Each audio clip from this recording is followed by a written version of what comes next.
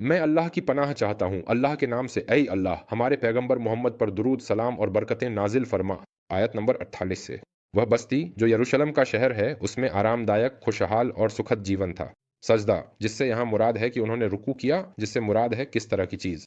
वह झुकाव या किस तरह की विनम्रता का एक प्रकार है कि लोग अंदर न जाएं और अपना सिर ऊंचा न रखें बल्कि झुक कर जाएं। हित्ता शब्द से मुराद है दरवाजे में सजदा करते हुए प्रवेश करना। हित्ता हमारे गुनाहों के लिए, यानी इसका मतलब है कि हम किस भावना से अंदर जा रहे हैं। हमारे गुनाहों की माफ़ी, उन्हें माफ़ कर दें, मिटा दें और हमारे गुनाहों को छुपा लें, जो कि खताया गुनाहों का बहुवचन है। उन्होंने बात को बदल दिया। वो बात जो उनसे कही गई, क्या उनसे हिट्टा माफ़ी मांगना कहने को कहा गया? उन्होंने कहा नहीं, हब्बा फिशरा या फिशरा। यह उनके यहाँ एक कहावत है जिसका मतलब है कि कोई भी चीज़ असंभव है। यही वह है, यानी ताऊन, महामारी। वे लोग फिस्क, अवज्ञा करते हैं, यानी अल्लाह और उसके रसूल की आज्ञा का उल्लंघन करते हैं। और वह कौन है? हजरत यूशा अलैहिस्सलाम। आयतों का अर्थ, यहूदियों को उनके पूर्वजों के साथ घटी महान घटनाओं की याद दिलाई जा रही है। तो ये सारी बातें हैं। हम लगातार उन समस्याओं का जिक्र कर रहे हैं जिनमें कौन? यहूदी, जिनमें बनी इसराइल पर अल्लाह की नेमतें प्रकट हुई और वह ऐसी स्थिति जिसमें शुक्र आभार अदा किया जाना चाहिए था, यानी अल्लाह ने उन्हें कुछ दिया तो उन्हें चाहिए था कि वे उसका शुक्र अदा करें। और इसलिए जब तीह भटकाव की अवधि समाप्त हुई, जब हजरत मूसा ने उनसे कहा कि दरवाजे से दाखिल हो जाओ, तो उन्होंने कहा तुम और तुम्हारा रब जाओ और लड़ो, हम तो यहीं बैठे हैं। और उन्होंने अंदर जाने से इनकार कर दिया। तो अल्लाह ने उन पर 40 साल का तीह भटकाव लागू कर दिया ताकि वह पीढ़ी बदल जाए और दूसरी पीढ़ी आ जाए। तो उम्मीद थी कि ये नई पीढ़ी अल्लाह की आज्ञा मानेगी। लेकिन अफसोस, वही हालात और वही स्वभाव रहे। फिर हजरत मूसा और हजरत हारून का इंतकाल हो गया और उनके बाद बनी इसराइल की क़यादत मूसा के शागिर्द जोशुआ बिन नून को मिली। उन्होंने बनी इसराइल के साथ अमालेकम पर हमला किया और अल्लाह ने उनके लिए यरूशलेम, कुद्स की सरजमीन फतह कर दी। अल्लाह ताला ने उन्हें इज्जत और इनाम के साथ हुक्म दिया कि इस बस्ती में दाखिल हो जाओ और इसमें जहां चाहो भरपेट खाओ और दुनिया की नेमतों का लुत्फ उठाओ, बजाय उस भटकाव के जिसमें तुम पहले थे। और मेरी इन नेमतों का शुक्र अदा करो कि शहर के दरवाजे से झुककर दाखिल हो। दरवाजे में सजदा करते हुए दाखिल होना हमारे उन गुनाहों की माफी के लिए है जो हमने मूसा और हारून के जमाने में जिहाद से पीछे हटकर किए थे। तुम्हारे लिए मगफिरत है, तुम्हारे गुनाह माफ कर दिए जाएंगे और जो तुम में नेकी करेंगे उन्हें और ज्यादा सवाब मिलेगा, जैसा कि आयत में बताया गया है। उन्होंने ये बात बिल्कुल नहीं मानी।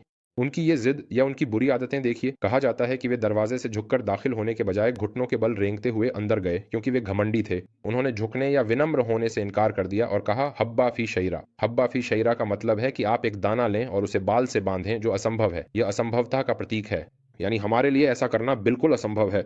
और फिर अल्लाह ने उनसे बदला लिया तो उसने उन जालिमों पर एक महामारी भेजी जिससे उनमें से बहुत से लोग मर गए। कहा जाता है कि इस महामारी से 70,000 लोग मारे गए, यानी अल्लाह ने उन्हें एक बीमारी के जरिए सजा दी। तो इन आयतों से हमें क्या सीख मिलती है? बच्चों को उनके पूर्वजों के दिनों की याद दिलाना ताकि वे सबक लें और नसीहत हासिल करें, क्योंकि तुम्हारे पूर्वजों ने ऐसा किया था तो तुम वैसा मत करना, या ताकि तुम गलत रास्ते पर न चलो। दूसरी बात, दूसरा सबक, जब जिहाद फर्ज हो जाए और छोड़ दिया जाए तो इससे उम्मत को जिल्लत और नुकसान उठाना पड़ता है। जब बनी इसराइल ने जिहाद छोड़ा, हजरत मूसा के साथ जिहाद करने से इनकार कर दिया, अल्लाह ने उन पर 40 साल तक तेह भटकाव का हुक्म दिया। वे 40 साल तक सीनाई के इलाकों में भटकते रहे। अबू दाऊद और अहमद की मशहूर हदीस है जिसमें एक हिस्सा है, और जब उन्होंने अल्लाह के रास्ते में जिहाद छोड़ दिया तो अल्लाह ने उन पर ऐसी मुसीबतें उतार दी जो तब तक नहीं हटेंगी जब तक वे अपने दीन की तरफ वापस नहीं लौटते। अल्लाह के हुक्मों की नाफरमानी, जुल्म, फिस्क और बगावत के अंजाम से डराने के लिए चेतावनी है। आखिरी बात, तावील, गलत अर्थ निकालना को हराम कर दिया गया। ये सड़क की बीमारी के बारे में है। मतलब जब अल्लाह ने उनसे दीवार के बारे में कहा तो उन्होंने कहा कि दीवार उसके बालों में है। वे क्या कर रहे हैं? वे बात को घुमा रहे हैं। तो जब तुम्हारे पास कोई हदीस या कोई आयत आती है तो तुम्हें उसमें बदल जाना चाहिए। तो इसका मतलब है कि या तो तुम अल्लाह की तरफ से कड़ी आजमाइश का इंतजार करो या अल्लाह की तरफ से कड़े बदले का। आयत कहती है उसने सर्वशक्तिमान ईश्वर से पीने के लिए पानी मांगा, यानी वे ही थे जिन्होंने पानी मांगा था।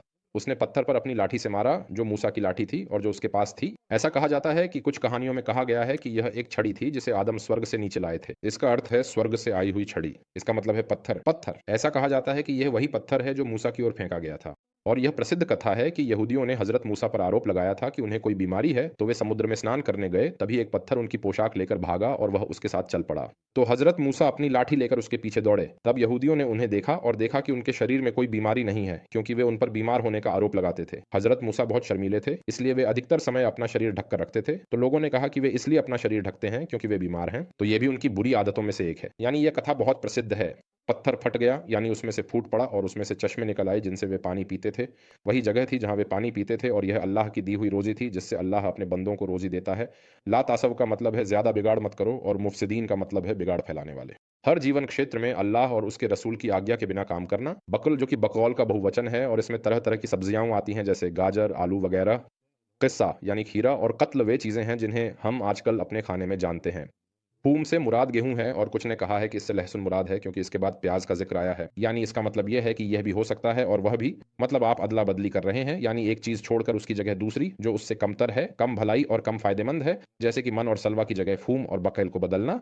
ऐसे में अल्लाह ने तुम्हारे लिए परिंदे भेजे, तुम्हारे लिए आसमान से शहद भेजा, और फिर भी तुम क्या चुन रहे हो? सब्जियां, फल और ऐसी दूसरी चीजें। मिस्र, वह शहर उनके लिए ऐसा ही था और वे भटकाव में थे, जैसे कि चुनौती देना। यानी अब जाओ मिस्र, तुम लोग ऐसे ही हो, तो अब तुम लोग जाओ। यह मिस्र क्या, इससे असली मिस्र ही मुराद है? हो सकता है इसका मतलब यह हो कि तुम लोग भटक रहे हो, तुम्हें नहीं पता कहां जाना है, और अल्लाह भी इसमें कुछ नहीं कर सकते क्योंकि उन्होंने क्या किया, वे देर कर गए या शक्तिशाली लोगों से लड़ने से पीछे हट गए, इसलिए वे भटकाव में पड़ गए और किसकी नेमतों से वंचित हो गए। यरूशलेम और फिलिस्तीन के शहरों पर अपमान थोप दिया गया, वे चारों ओर से घिर गए और उन पर हमेशा के लिए अपमान लाद दिया गया। और यह क्या है? यह है छोटापन, यानी वे तुच्छ समझे जाते हैं।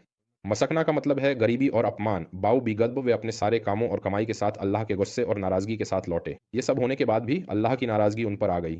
जालिका बियन्नहुम, यहाँ जालिका का इशारा है कि जो कुछ भी उन्हें अपमान, गरीबी और गुस्से के रूप में मिला, यानी ये सारी बातें उनके कुफ्र, नबियों की हत्या और उनकी अवज्ञा के कारण हुई। अत्याचार हक को छोड़कर बातिल, गलत की तरफ जाना है, और न्याय को अन्याय से बदलना। अत्याचार वही है कि तुम हक को छोड़कर बातिल की तरफ चले जाते हो, चाहे हक। आयतों का मतलब है कि उन्हें याद दिलाया गया कि जब वे तिह में प्यासे थे तो मूसा ने अपने रब से पानी मांगा, तो अल्लाह ने उन्हें असाधारण तरीके से पानी पिलाया ताकि उनके लिए निशानी हो। अल्लाह लगातार उन्हें निशानियां दिखा रहा था ताकि वे ईमान लाएं, ईमान और आज्ञाकारिता अपनाएं। मूसा अलैहिस्सलाम ने अपनी लाठी से पत्थर पर मारा तो उस पत्थर से 12 जगहों से पानी के सोते फूट पड़े। हर कबीले सिब्त के लिए पीने का पानी था। वे 12 कबीले थे। अल्लाह ने उन्हें इस नेमत से नवाजा और फसाद फैलाने से मना किया, और यह उसे हमारे रब के करीब लाता है। मूसा अलैहिस्सलाम अपनी लाठी से पत्थर पर मारे। उन्होंने पत्थर पर मारा तो उस पत्थर से 12 जगहों से पानी के सोते फूट पड़े। हर जगह एक सोता था जिससे वे पी सकते थे। हर कबीला बनी इज़राइल के लिए था। वे 12 कबीले थे, उनके 12 सब्त थे ताकि वे एक दूसरे को धक्का मुक्की न करें और किसी को नुकसान न पहुंचे। अल्लाह ने उन्हें इस नेमत से नवाजा और उन्हें धरती पर फसाद फैलाने और गुनाह करने से मना किया। अगली आयत में उन्होंने उन्हें उनके पूर्वजों की बुरी आदतों की याद दिलाई, जिनमें सब्र की कमी, हठधर्मिता, खराब प्रबंधन, भलाई की अज्ञानता, लापरवाही।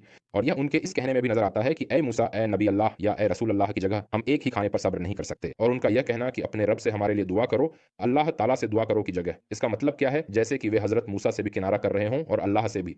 उनकी बात करने का तरीका ऐसा जिसमें ईमान की झलक नहीं, जैसे कि हमारे लिए हमारे रब से दुआ करो। और जब वे गोश्त और शहद से ऊब गए तो उन्होंने फूल और प्याज मांगना शुरू कर दिया, बिना उम्र की परवाह किए। वे समझते नहीं हैं।